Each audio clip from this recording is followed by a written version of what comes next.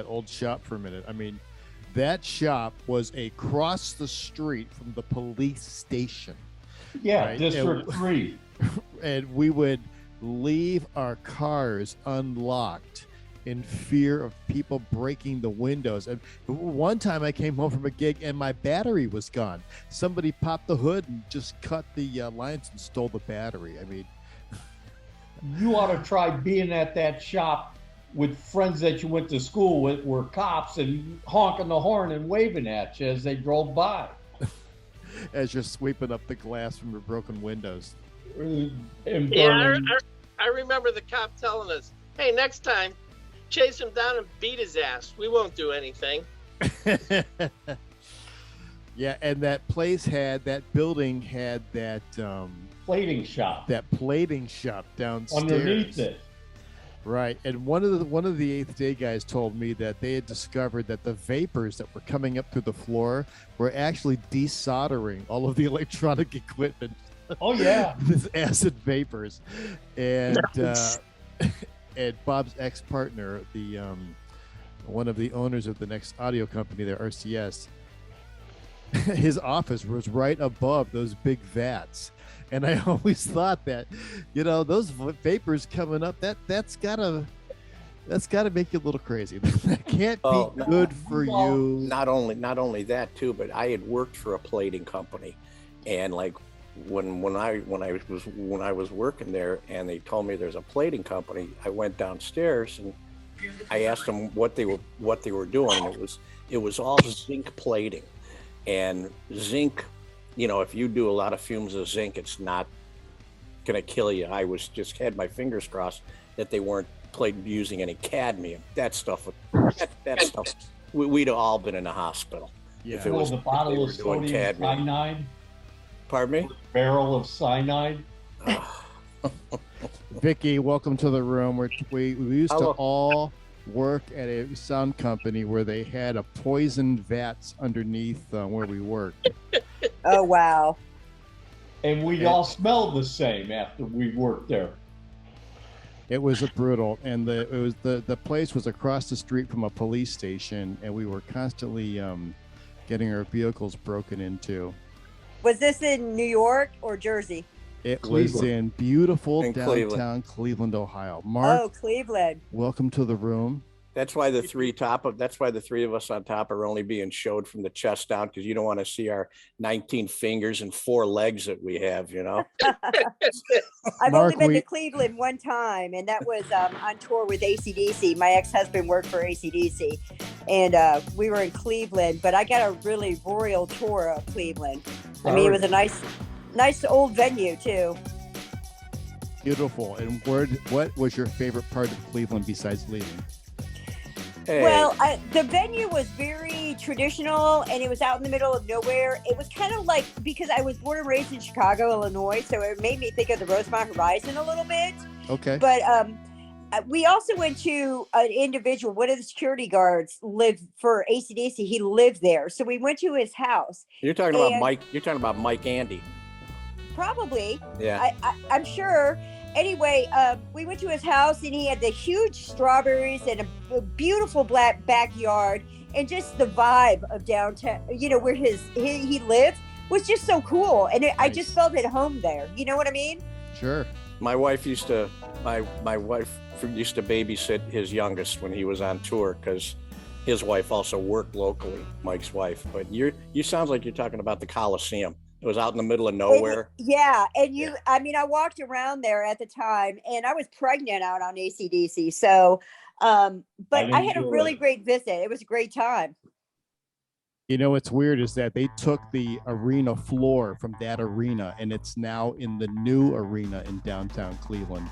And when you're walking on that floor, it's like, wow, I walked on this floor when I was 10 years old. And here I am walking on it again. It's just kind of a bizarre, a lot of rock history on that floor for sure. I wanted to join in because I'm going around full circle. So I live in Bentonville, Arkansas right now, and I'm going back to Chicago on Wednesday, and I'm going back to see Motley Crue. Tell Jimmy, St. Lance, who feel that Hollywood, got a city about Chevy, pound of pain. And I actually met my ex-husband when he was working for Motley Crue. So it's like I'm going back in a full circle, and it's just so bizarre. I can't wait. I'm so super excited. A friend of ours that is one of the tour managers on that gig. Oh, good. And, says it's quite the extravaganza. Do any of you guys know like Jake Berry? Or do you know like Lori Quigley, who did sound and stuff like that? Do you know those guys? That is a yes. Okay. Those were all guys that, were out, on tour with some of the bands that my ex worked for. So, yeah. Nice. I don't know if you know my ex. My ex's name was Kendall Carter. That's a no for me by name, but if I saw his face, it's a possibility. I'm sorry to say that he passed away like 5.5, almost 6 years ago. So sorry to hear that. Yeah, it's really sad. He was a great guy, super great guy, and it's just sad. And what audio company did he work for?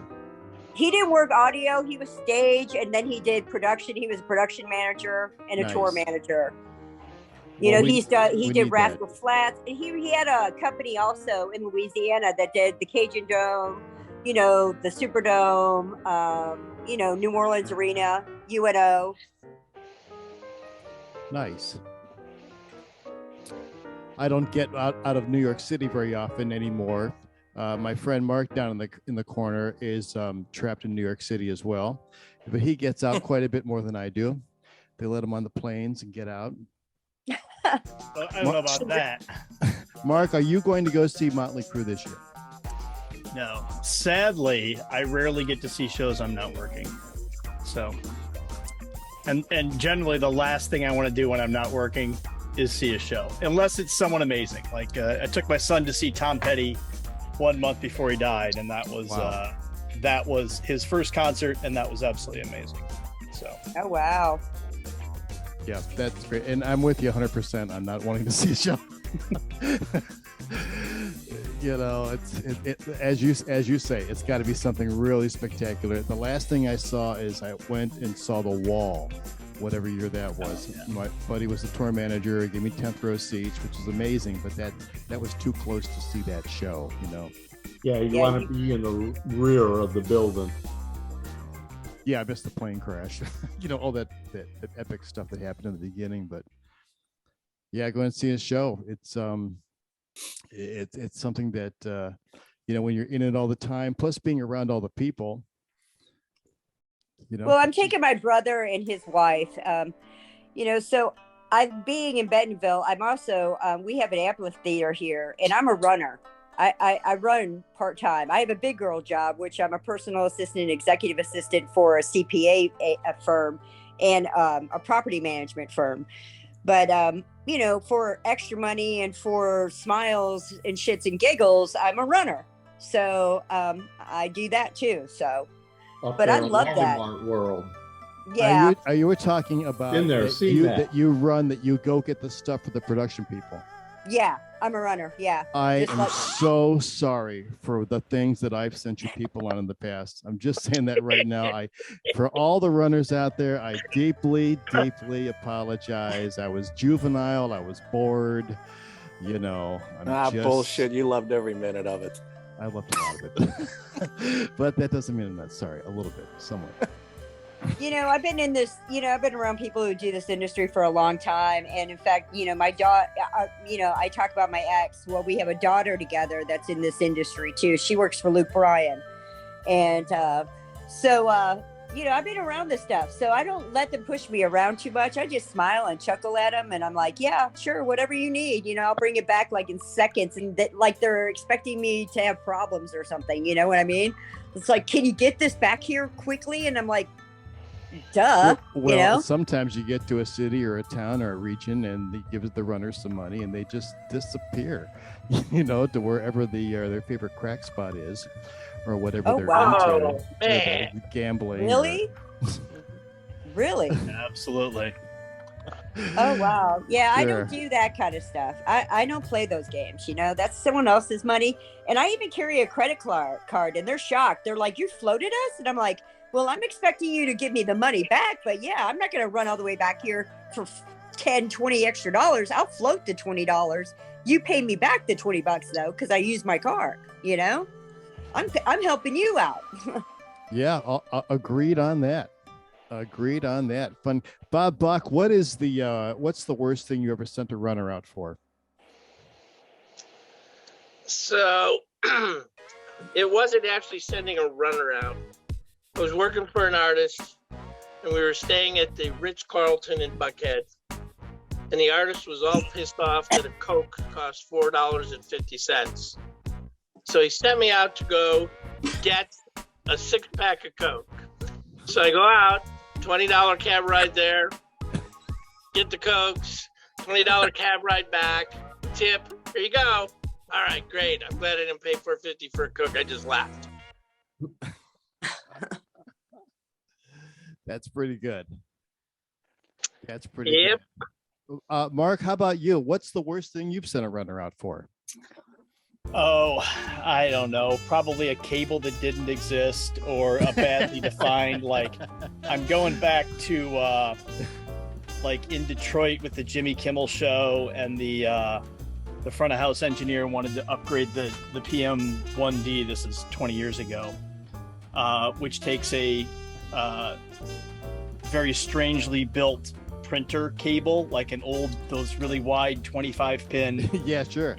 The original printer cable, not USB or anything, and just kept sending the poor guy around, and he'd come back and I'd look at it and be like, nope, that's not it. And he'd go back out and he'd go to somewhere else and go to Radio Shack and I'm like, just buy anything that says serial printer on it. And, you know, the poor kid kept coming back like 7 times. And this is long before Amazon or any, you know, slicker way of getting something like that. But yeah, 3 days later, we still did not have the right cable. 3 days.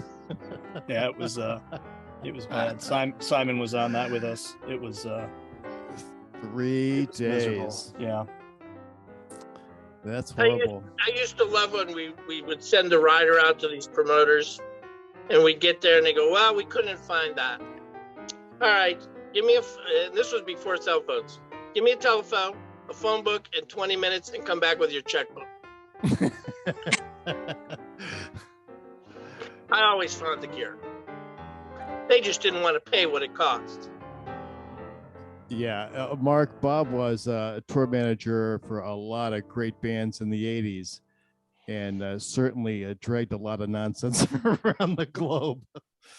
You know, I'm always shocked at how many riders, seeing as it is literally the core of your existence. Like that document alone defines what every single day of your life is going to be like. The number of them that have things that don't exist on them, model numbers that are mismatched, things that don't work. I'm like, you have 10 hours on the bus. Like, review it once in a while. I'm just always shocked when we get stuff. That's called copy and paste. Well, no, I know that, but it's you know, it wasn't right the first time it was copy and pasted either. Like, we're going to carry that same mistake for like 14 years with us. yeah, and you know what they always say? Oh, you got that one. Oh, that's the old one. Yeah. The old one dated 5 days ago. Yep. Oh man. Yeah, Mark and I do a lot of events together where it is what they call a fluid environment. You know, where everything is in motion until the truck doors close, until it's all over, really over. And then it's not really over. And then it's not really over. Yeah, I always say, you know, the only thing that I may have even stolen this one from you, Pete, but the only thing that stops the load in is the loadout.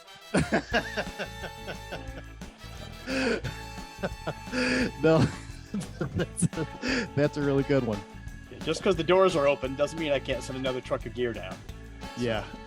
John Sapola, I once did a show at Radio City Music Hall where we were supposed to load in for a week, rehearse for a week, and do 6 weeks of shows, right? What we did is we loaded in for a month, we rehearsed for a month, and we did 2 shows.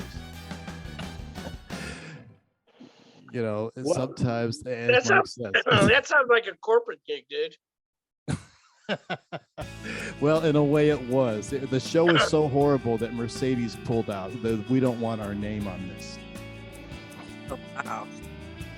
I mean, expecting a month's worth of shows, and you got 2 shows, so they did no pre-sale, obviously. Oh, no. People flew from London, Europe to see this show. I mean, people came from all over the world to see Sinatra, His Way, His Words, which was a giant screen with Sinatra, a band playing his music, and the Rockettes coming out every song to do Rockette shit. You know, and they could not launch that. And the thing that's even worse than that is that they owned the rights for Sinatra for 5 years. Everything Sinatra for 5 years. And instead of retooling the show or making it better, or how about making it work, they just put it on the shelf. And that was that.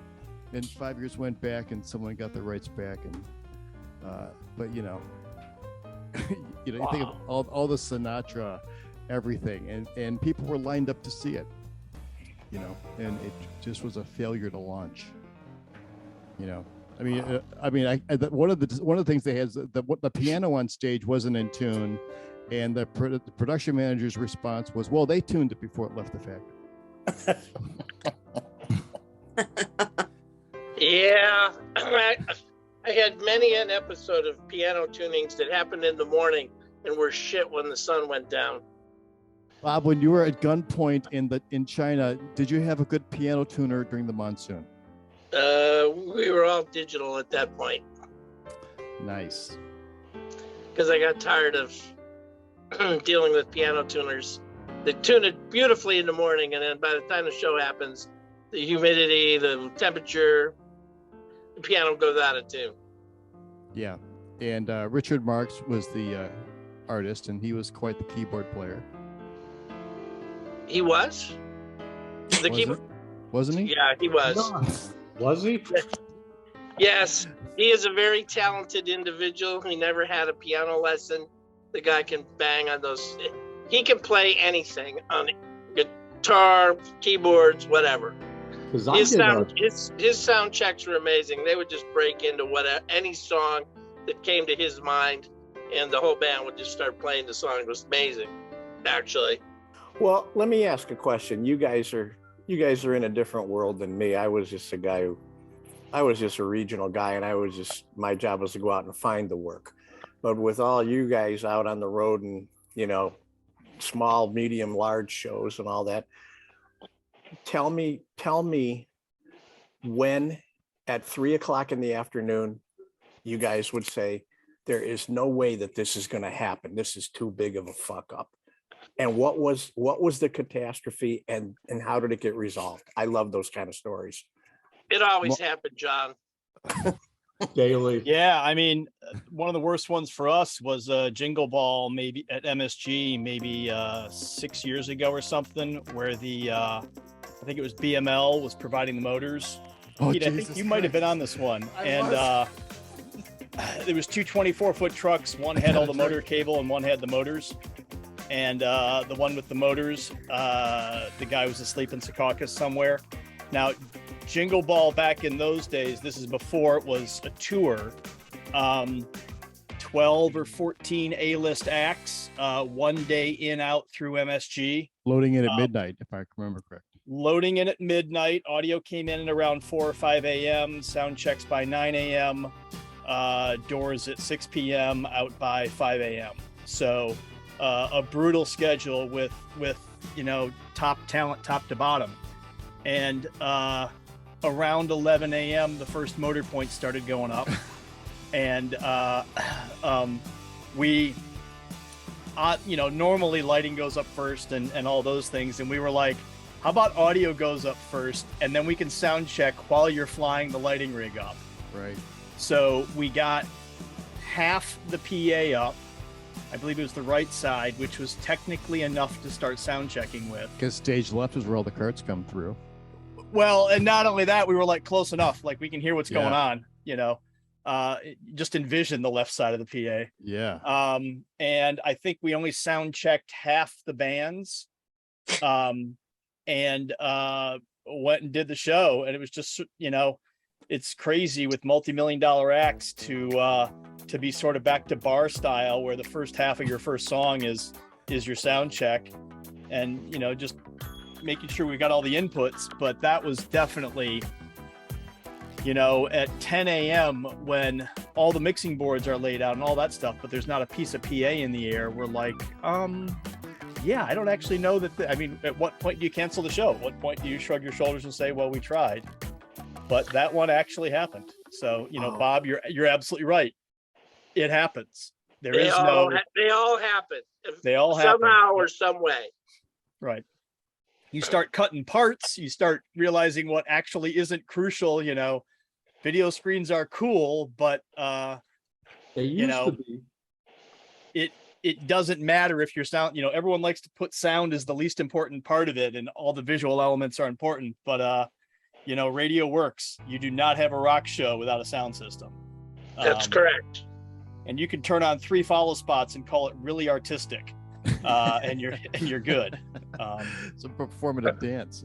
Yeah, but yeah, John. The last time I had a show cancel was because of a hurricane coming through, and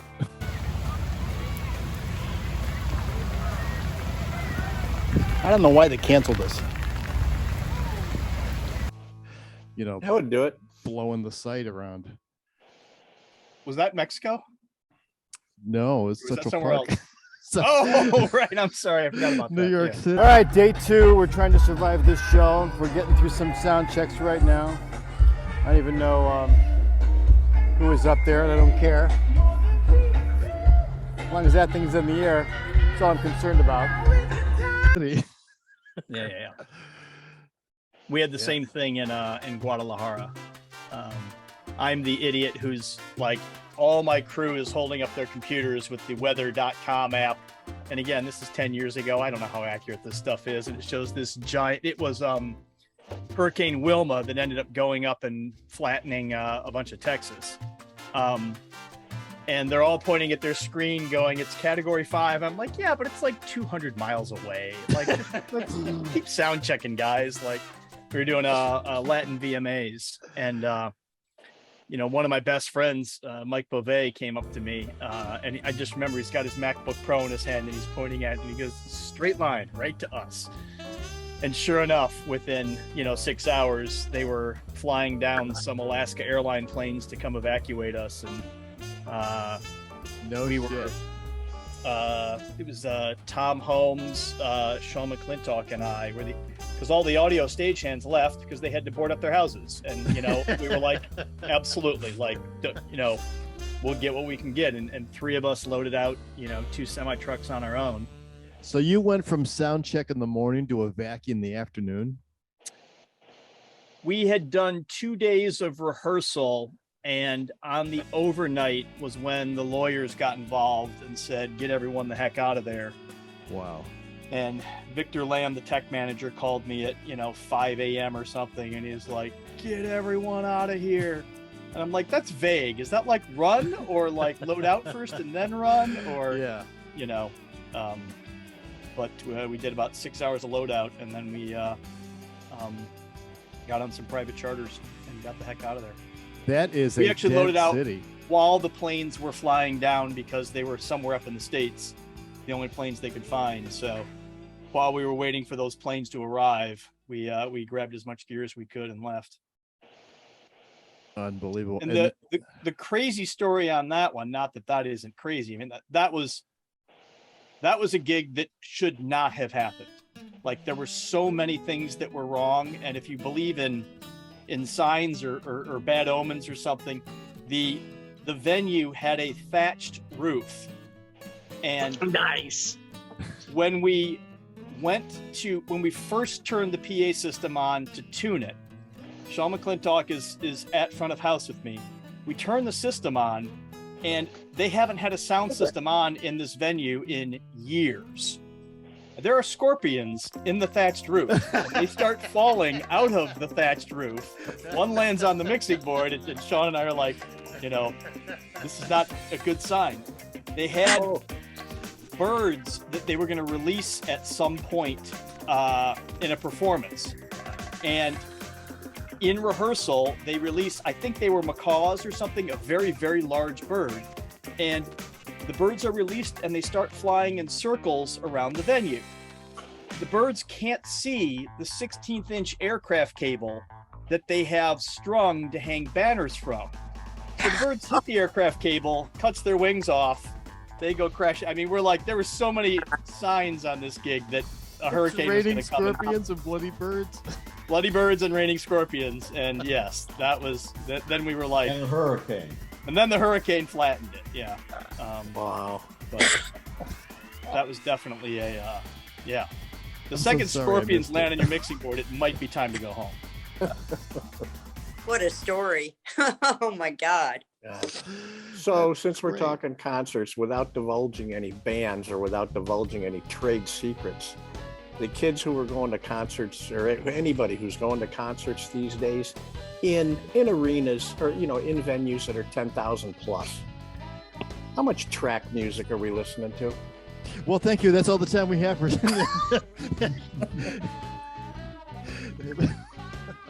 I think it depends on the artist. There's been backing stuff for 20, you know, before Milli Vanilli. You know, there's been backing There stuff. was backing tracks back to ELO in the day. Yeah. Yeah. So it's it varies all over the place. You know, there's yeah. It surprises me, like, you know, Rock and Roll Hall of Fame show I'm literally working on right this second. That's a huge amount of live inputs, which is great. But even in a show dealing with artists that are, you know, 20 plus years old, it's not realistic to bring a string section everywhere. It's not realistic to, you know, have all of these other things. So, you know, it makes sense. Obviously, if there is a singer out on stage and there is no one else out there, most of what you're listening to is probably a backing track. But, you know, the thing that I've sort of taken on it is it's entertainment. You know, it's the total package. There are concerts, you know, Tom Petty, my example before, you know, Tom Petty we went to, that's, as far as I know, 100% live. It sounded amazing. And it was a great show. And I went to it to hear it, to hear the songs that I love and all that stuff. A lot of kids are going to shows to dance and have a great time, to be entertained. And entertainment takes a lot of different forms. You know, the amount of video that's happening on shows, that's, in my opinion, like in the past 10, 15 years, that's one of the huge changes, where video used to be a smaller element and lighting was doing a lot of the fun stuff. Yep. And now, like, the entire set is probably video. It's probably 4 or 5 video walls. Even the floors. Even the floors with massive content on it. So it's about entertaining people. And that takes a lot of different forms in things. Yeah, that's really well put. I mean, if you want to hear, go to a show and it's 100% live, that you want to go see country music. You know. They got backtracks too, though. They have Heading they company. there too. Nobody gonna tell me that. We Hippies. just had Kenny Chesney here. So yeah, no. There's still stuff going on. Yeah, And but Mark's right. It is about the total entertainment package. But I mean, you know, they are prepared. Let's say you got a show that night and the lead singer is just, you know, he's got a temperature of 101. He just doesn't sound good. Can he leave his mic hot for in between songs to talk to the crowd? And does he ever lip sync? Do they ever just pump something in there to help him get through because he's sick? My experience is if someone's sick, they're not going to perform. Exactly. It's unsafe to the people around them. It's unsafe to them. I guess there's rare exception. It is astronomically rare that someone goes full track. The damage that can happen to you in the press from something stupid happening outweighs any tiny benefit you get. You know, the stuff that I've dealt with, and I've dealt with a lot of pretty big artists, it's almost unheard of. And I'm not saying there's not the 0.1% where it happens, but I did the Club MTV tour back in the day, and CNC Music Factory was all track. yeah, One day the track stopped and the band didn't know what to do. but you're literally right back in the Milli Vanilli, that exact time period. So Yeah. Well, just saying, it happens. I mean, It does. look at Nowadays, There's articles know. about Kiss right now using backing lead vocal tracks because Yeah. Paul Stanley can't hit the notes. Oh, I Well- believe that. I Yeah. believe it all day long. Well, when I worked Because for Bob's, go ahead. the drummer got off 4 beats, and it was quite evident that there was a track playing. Well, not everybody's as good as mixing it together, you know. And when I worked for Bob's company, we had an act called "Pop Will Eat Itself" that was on stage doing their thing, and and I had their rig plugged into a little power strip, like I shouldn't have done. when the breaker popped on it, the entire show went down, and of course they were completely panicked and pissed, and it was just 2 guys dancing around at that point with no music going. You know, what are you gonna do? But it is about the total package, you know. Yep. And people's expectation of what they're going to hear has changed over the years. Yeah, I'll give it that. They don't want to hear some crappy presentation of the songs. They want to hear the songs like they sound on their earbuds. Well, audio expectations have certainly come up quite a bit. You know, it's no longer acceptable to not identify what song it is bouncing around the arena. Correct. Hey guys, I gotta fly. I got somewhere I gotta be. You know what? It's been fun. Thank you, I'm gonna Robert. end Have a it. great day. Okay. Guys, Happy thanks 4th out for coming out. Mark, great seeing you. And Love your story. Guys, Hey, thank Pete, you this- for letting me join. I appreciate that. Everyone's Okay. welcome. hey Pete, make sure you let me know when you do this again, man. Wednesdays and Sundays, 8 p.m. When? Wednesdays and Sundays at 8 p.m. And I'll put the link up on the Facebook. Okay. All right, guys. And we'll talk Yeah. concerts, you know. All right, guys.